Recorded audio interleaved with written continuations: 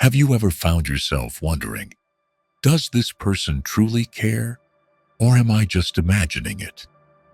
We live in an age where everything moves too fast. Messages are sent before emotions are understood. Words of love are spoken before they are tested by action.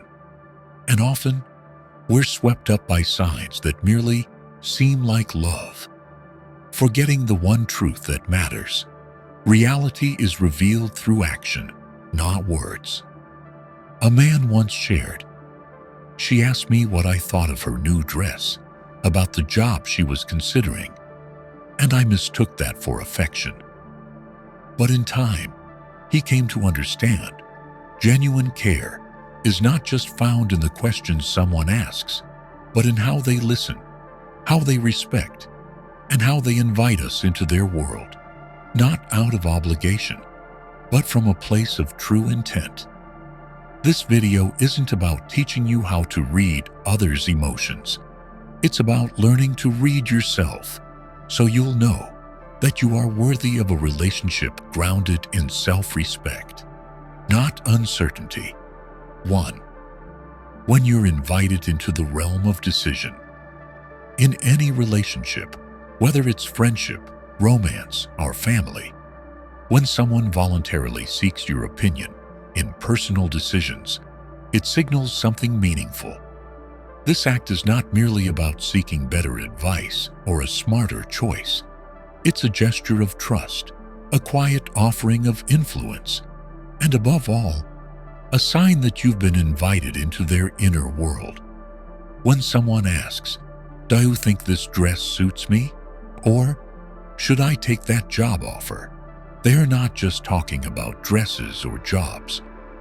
The questions may seem casual, fleeting, even trivial.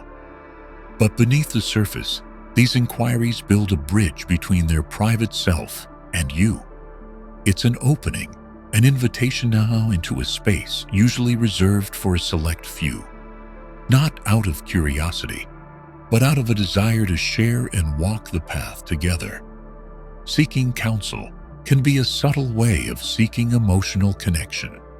When someone brings everyday decisions to you, it's a sign they value your presence.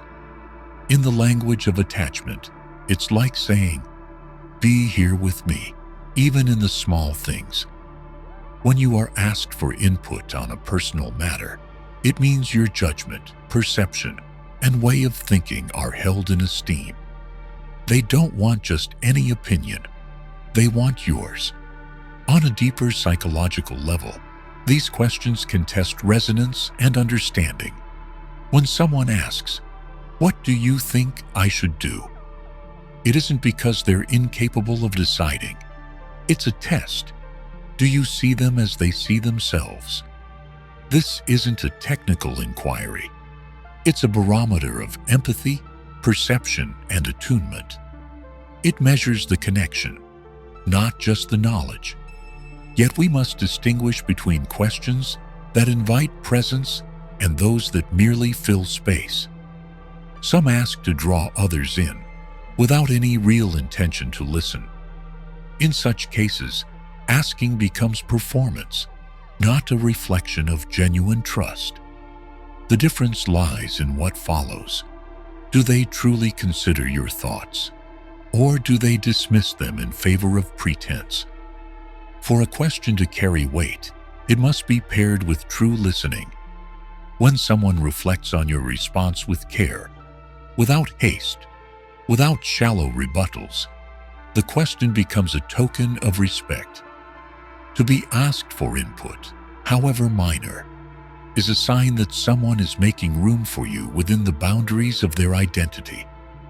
In relationship psychology, this marks a critical shift from casual connection to meaningful integration. You're no longer just a companion at the table. You're consulted in the moments that shape the path ahead. This behavior also hints at a desire for shared ground. When someone asks what you think, it's not about agreement or disagreement. It's an exploration. Do we see the world in similar ways? Are our values aligned? Harmony in small matters often forecasts unity in greater ones. Still, discernment is essential. Not every question makes you central to someone's life. Watch how they treat your response. Is there reciprocity? Is the dialogue two-way? If you're constantly offering insight without being seen or heard in return, you're in imbalance, a ghost contributor in someone else's narrative. So yes, being asked for your perspective can mean a great deal.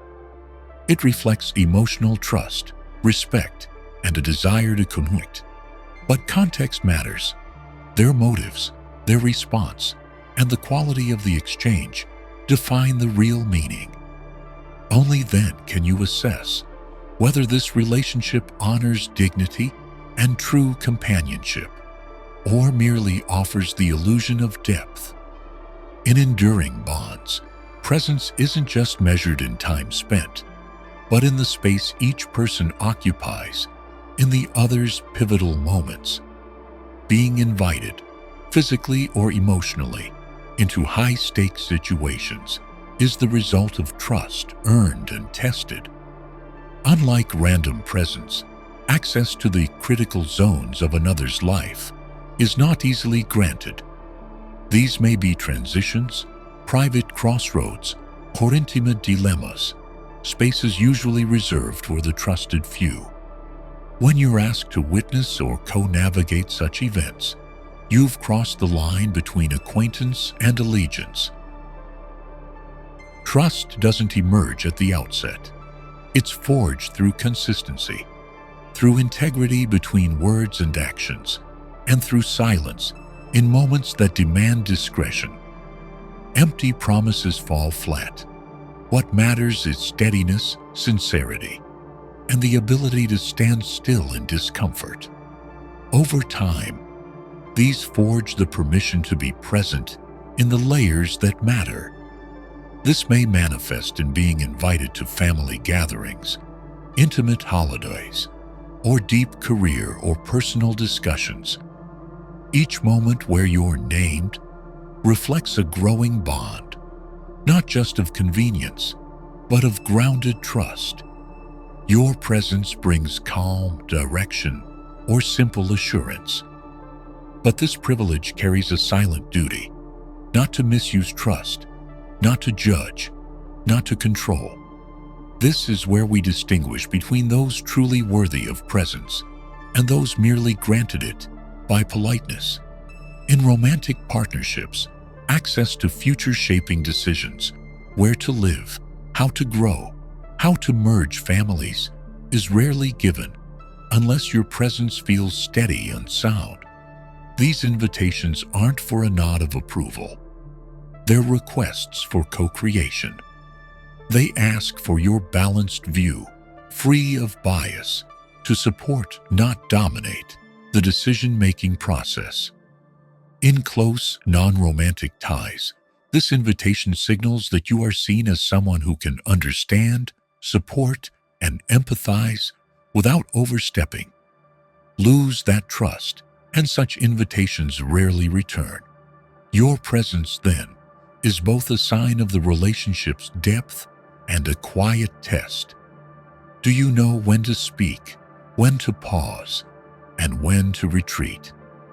At its deepest level, being asked into someone's inner world is a form of emotional delegation, not dependency, but the fruit of earned trust. It speaks to self-restraint, to honesty, to the ability to honor another's boundaries. In Stoic terms, it is the recognition of your character, composed, trustworthy, and untouched by the chaos of emotion or ego. In the end, being granted presence in another's sacred spaces is not just about closeness. It's a testament to maturity. To be invited into crucial decisions is to stand in a position of respect and trust, and to be expected to carry that role with patience, wisdom, and poise. For true presence isn't just about being there. It's about being worthy of being there. 2. They open up, not to indulge emotion, but to build connection. In the psychological framework of human relationships, expressing vulnerability is often mistaken for weakness, lack of control, or emotional fragility.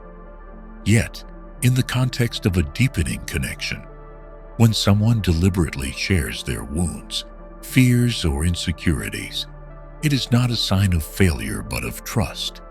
It is not helplessness. It is a conscious unveiling of a well-guarded inner world. Opening up, especially about sensitive topics like past pain, self-doubt, or inner anxiety, does not happen randomly. It tends to occur only when the person feels a certain degree of safety in the relationship. This safety comes from having observed and experienced that the other will not respond harshly, exploit that vulnerability, or weaponize understanding as control. When someone shares their pain, an unspoken question lingers in the air. Can I trust you? This question is not voiced directly, but conveyed through timing, tone, and content. How the listener responds determines whether that opening deepens or shuts. Indifference, defensiveness, or impatience may quickly close what had just been revealed.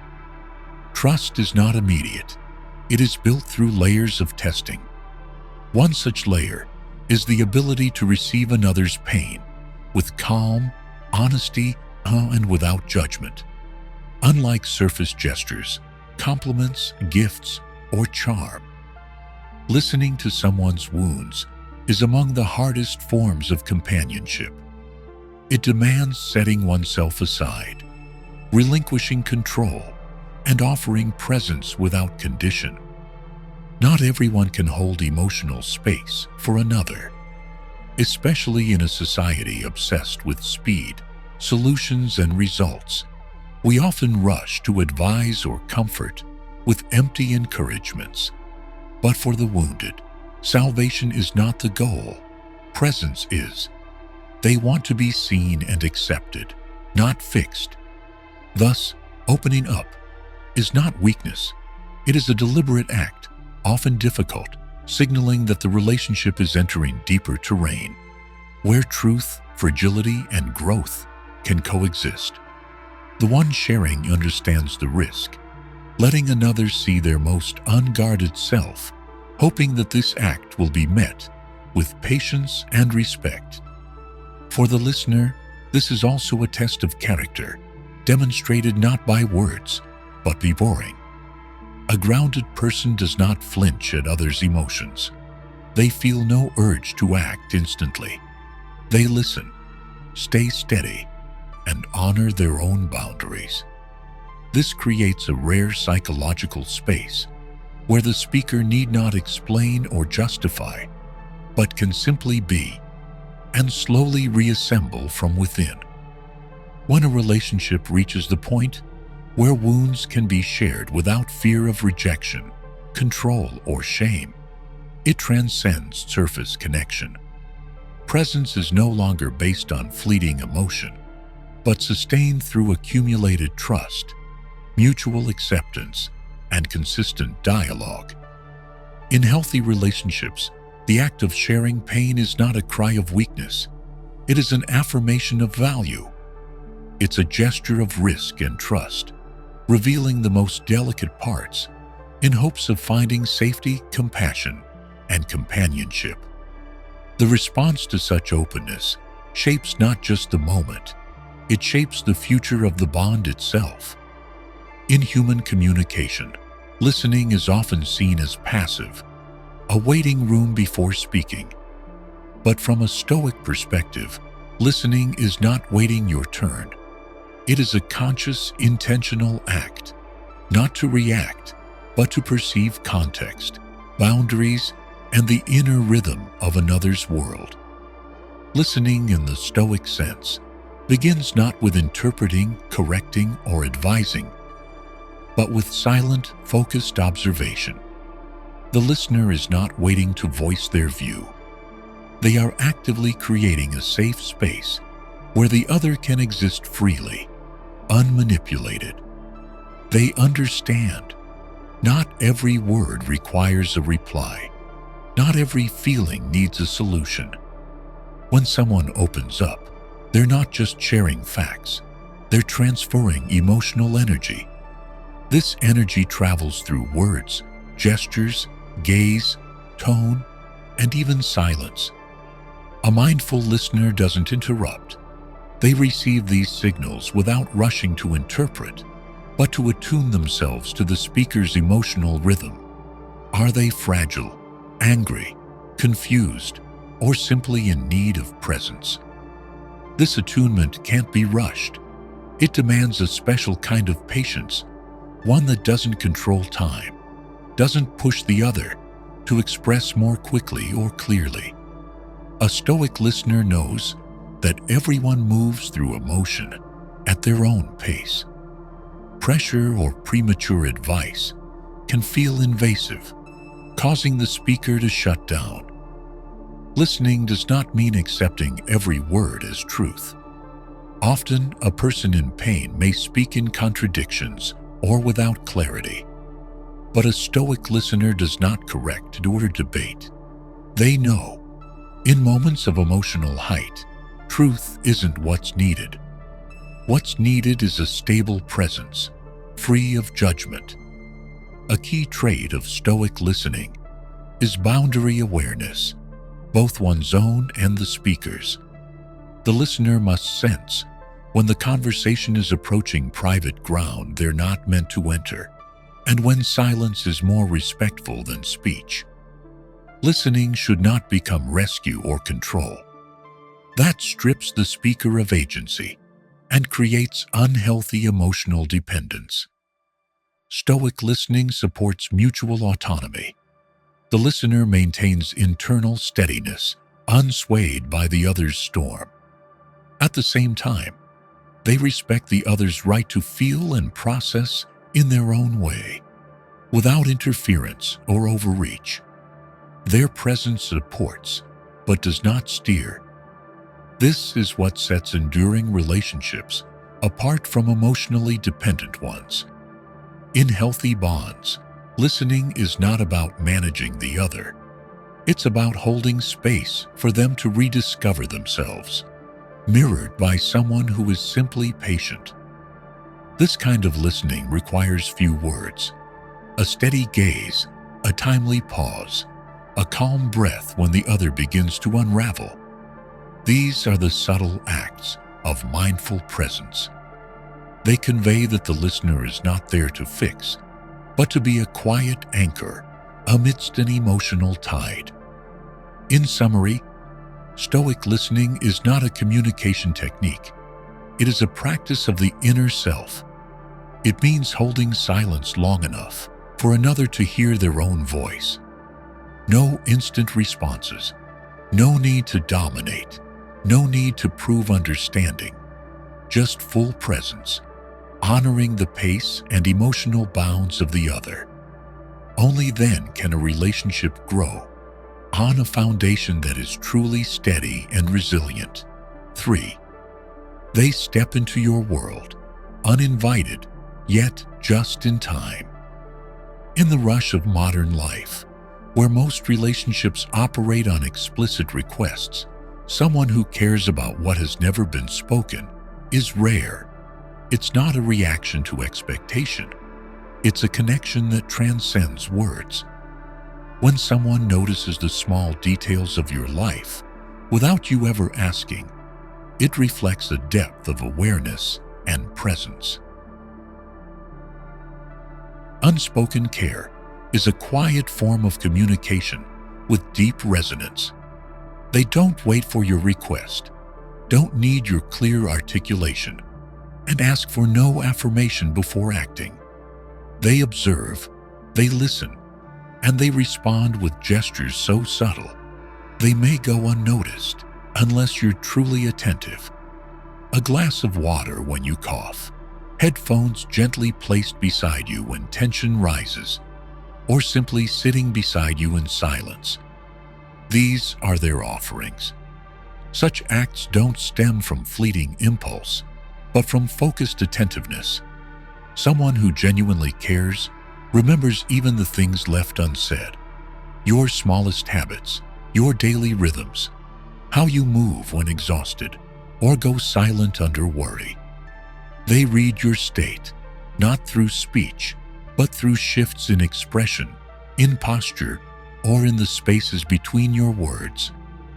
This kind of care is neither loud nor performative. It seeks no recognition, expects no return.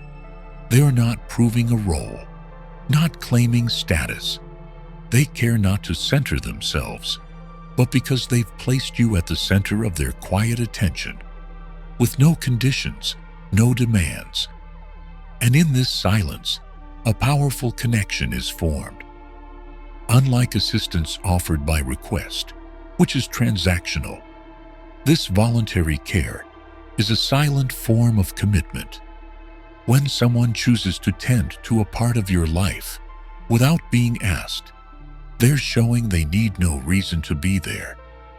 They are present simply because you are someone they choose to protect, without obligation. Notably, in a world where relationships are often measured by time spent, messages exchanged, or overt gestures, this quiet form of care is easy to overlook. The inattentive may miss it. The hurried may undervalue it. But those who understand the weight of presence will recognize it as a profound and lasting form of affection. When someone enters your world without invitation, paying attention to what you never voiced, they are living in your emotional space. They are not watching from the outside, but participating fully, with alertness and sensitivity. This is not control nor surveillance.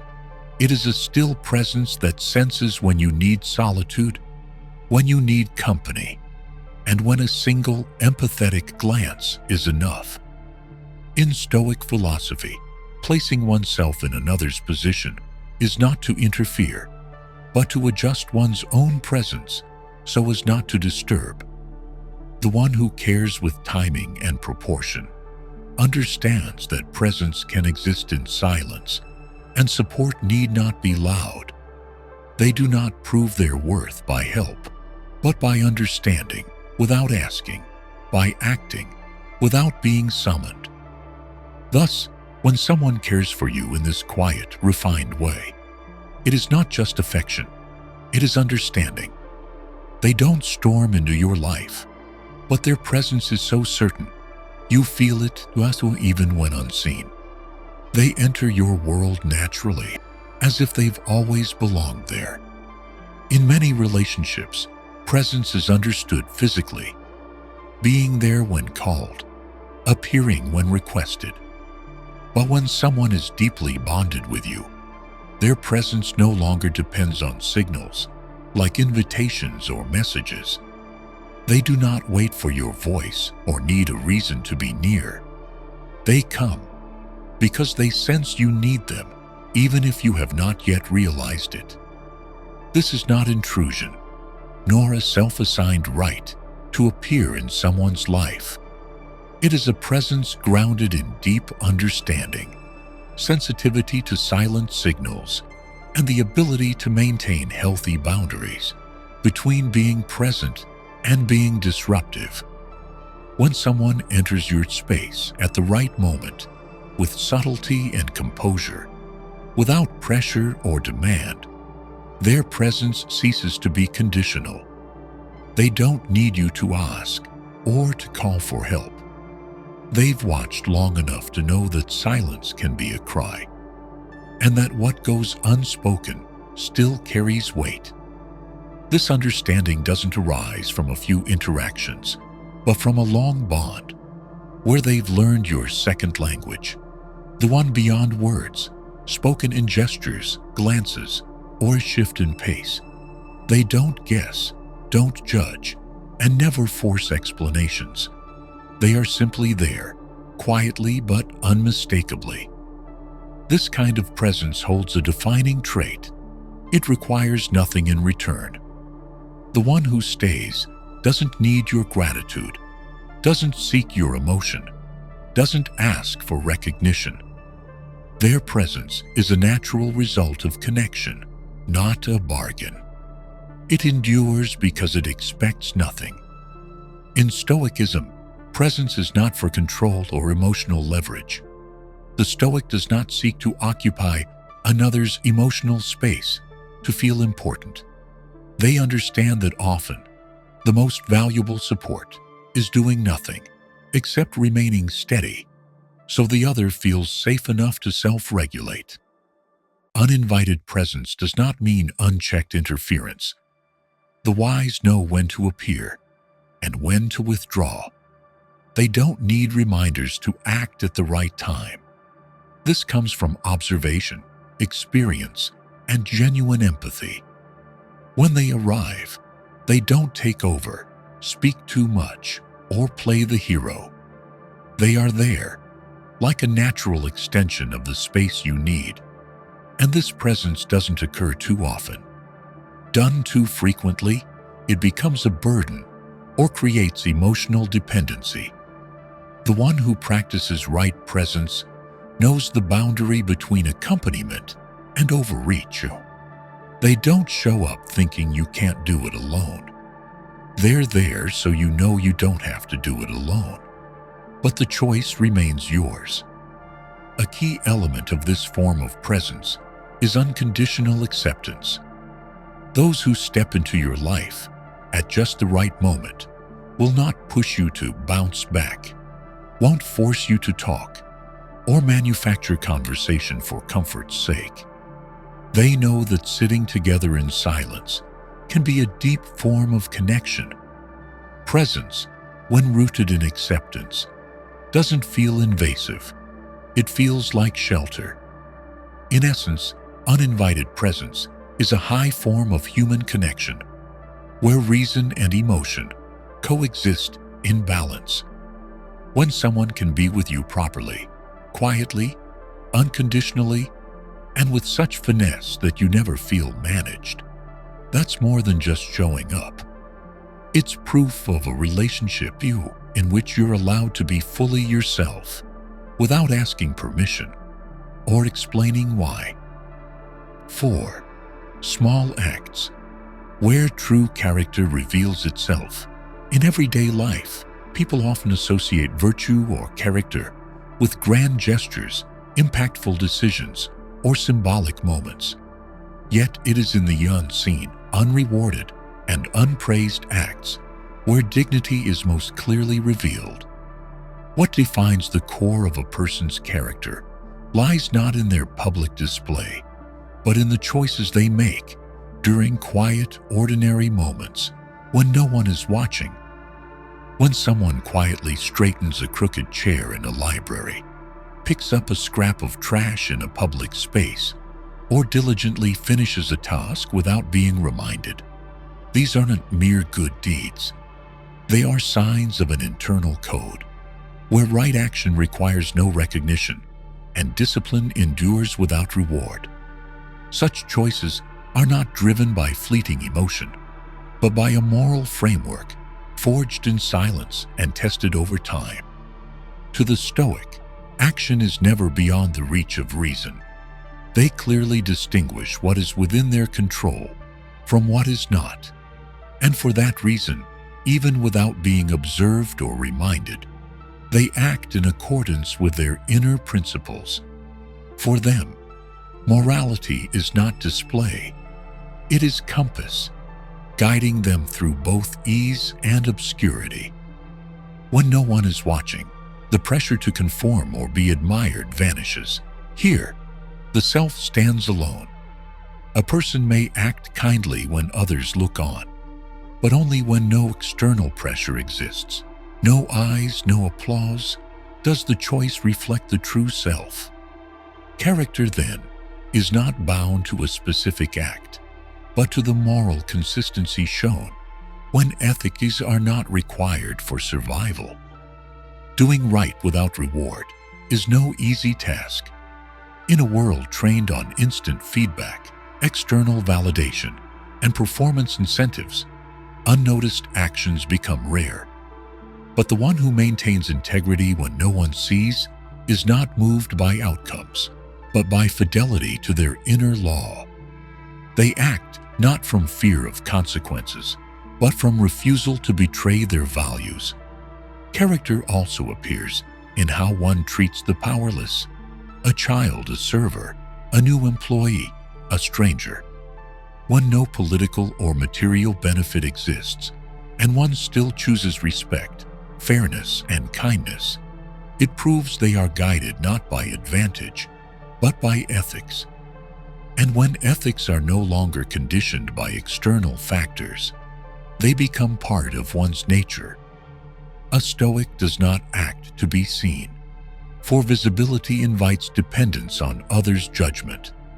They choose right even when unseen, knowing that small actions are the truest test of autonomy and virtue. If a person cannot govern themselves unobserved, their ethics may be temporary. But if they remain upright when alone, we can trust their conduct before others is no performance. In small acts, being punctual, keeping promises, refraining from complaints, returning items to their place, not taking what isn't theirs, the Stoic trains in a greater principle: self-control in all circumstances, even when circumstances demand nothing. This is not just a way of life. It is a quiet declaration of who they are and what their values truly are. In the end, character needs no spotlight. It is formed in trivial moments, silent choices, and unobserved decisions. Words may persuade others, but only action in solitude reveals the truth of oneself. It is there that enduring worth is formed, in unwavering conduct and principle kept, regardless of context. Trust is never built in a moment. It is the result of repeated actions, done with precision and unwavering consistency. In every relationship, personal, social, or professional, what makes someone dependable is not grand declarations, but disciplined execution of small acts. Reliability in the mundane becomes the bedrock of long-term trust. People place trust in those who keep even small promises. When one is consistently on time, responds as agreed, or follows through on the simple, "I'll call you back," they slowly build the image of someone dependable. Trust does not reside in scale, but in steadiness over time. If small commitments are shaky, larger ones are even less reliable. To the Stoic, action is the only thing within our power. They do not care for appearances or eloquent words, but for whether their deeds align with their values. Therefore, they practice discipline in even the smallest acts, folding the blanket in the morning, tidying a workspace, not cutting in line, staying silent when speech adds nothing. Consistency in small behavior not only builds a stable image, it brings calm to others. A person with regular conduct is predictable, reducing tension and uncertainty. Others sense that this person is not ruled by impulse, doesn't shift with emotion, and avoids erratic decisions. Trust is not born of spectacle, but from simple, reliable acts repeated over time, especially under pressure. When emotions flare or demands intensify, consistency in behavior becomes the clearest mark of strength. When one maintains composure, follows their code, and resists reacting out of anger or impulse, they embody the highest form of reliability. A Stoic doesn't wait for epic tests to prove their worth. They lay every brick of trust by never betraying themselves in the smallest of acts. Maintaining consistency in small things is also a sign of deep inner strength. It requires self-awareness, self-regulation, and the capacity to do what is right repeatedly, without reward. In a world shaped by volatility, emotional reaction, and social distraction, the one who holds steady in habit and principle stands out, not for being different, but for being rare. When someone remains courteous to strangers, soft in tone when misunderstood, and meticulous in work, regardless of status, they quietly form an aura of dependability. This sense of trust becomes the key to all deeper connection, collaboration, and loyalty. Consistency in small things does not mean perfection. What matters is the commitment to self-correction, the willingness to admit fault, and the refusal to repeat breaches of trust. Such a person earns not only the confidence of others, but also the deeper assurance that they can trust themselves in any situation, an essential trait of a resilient individual.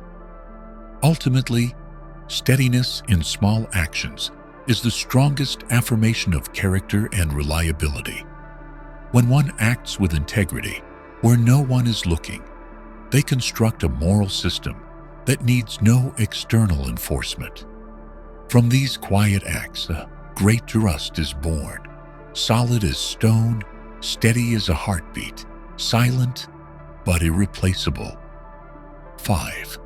When they bring you home, or never mention family at all. In many cultures, introducing a romantic partner to one's family is often seen as a sign of serious commitment. Yet, on a deeper level, this act isn't merely a milestone in a personal relationship. It reflects an essential decision: the choice to share one's roots, the origin of personality, lifestyle, and core values with another. Family, in this sense, is no longer a social backdrop, but a spiritual map of a person's development.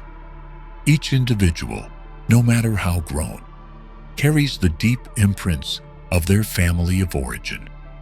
How they think, respond, love, suffer, or forgive often stems from what they witnessed and lived through at home. Thus, when someone brings you to meet their parents, siblings, or close relatives, it is not just a social courtesy. They are opening the door to their origin, the space where their beliefs were shaped and nourished. Crucially, not everyone finds it easy to share that root. For family is not always peace. It may hold unresolved tensions, unspoken limitations, or deeply ingrained beliefs, difficult to articulate. Inviting someone into that space, then, becomes an act of courage. It means allowing another to see what cannot be polished, edited, or concealed.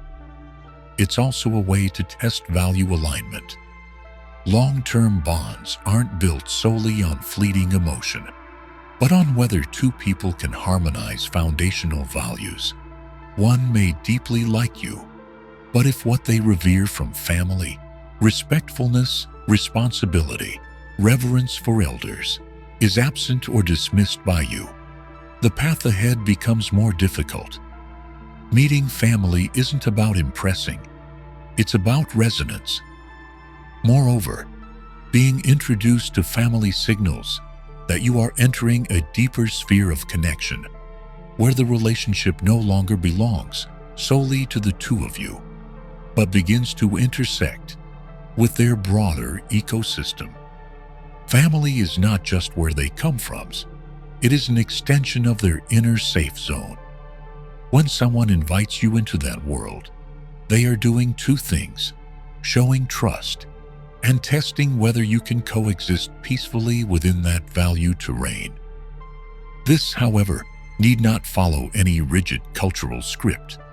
Sometimes, a simple meal, a short video call, or a casual "my mom asked about you" can already be a sign that you've been granted access to a private circle not everyone is allowed to enter.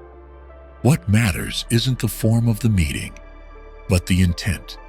They've chosen to share a part of their unchangeable past with faith that you'll remain. There's a deeper layer too. Bringing you home offers you a fuller understanding of who they truly are. Not the version they present to you, but the one situated within context, interacting with relationships that existed long before you did. How they speak with parents, listen to siblings, respond in that setting. These are keys to parts of them not easily explained with words. In short, being introduced to family is not simply a stage in romance. It is an act of trust, transparency, and hope for lasting connection. When someone lets you step into their roots, into a part of themselves they cannot change, they are embracing you as an extension of their value structure. And that is one of the clearest signs of authentic connection. In the course of relationship building, a person's silence about their family is often misunderstood as evasion, lack of seriousness, or secrecy.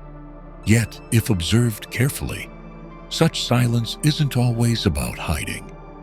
In many cases, it marks a sensitive space not yet healed, or a necessary boundary formed for self-protection. Not everyone grows up in a nurturing, emotionally safe family. For some, home holds painful memories of injustice, coldness, control, or even physical and emotional harm. Such experiences aren't easily shared, especially in a relationship still laying its foundation of trust. So, not mentioning family isn't always rejection.